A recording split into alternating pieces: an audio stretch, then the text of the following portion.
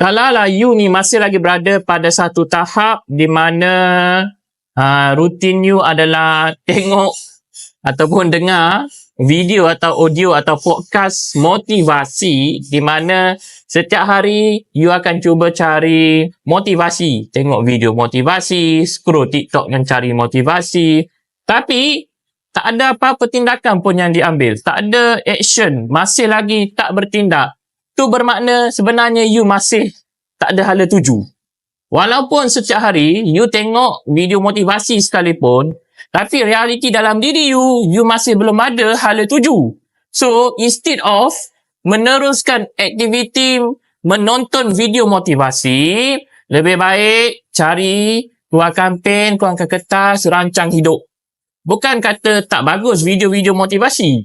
Bagus. Cuma apabila ia dah jadi satu tabiat menonton video motivasi tanpa ambil tindakan, maksudnya you tak buat apa-apa tindakan. You tak ada action. Sekadar tengok, sekadar dengar, masuk ke telinga kanan, keluar telinga kiri, tapi hidup you tetap sama. Tak ada hala tuju.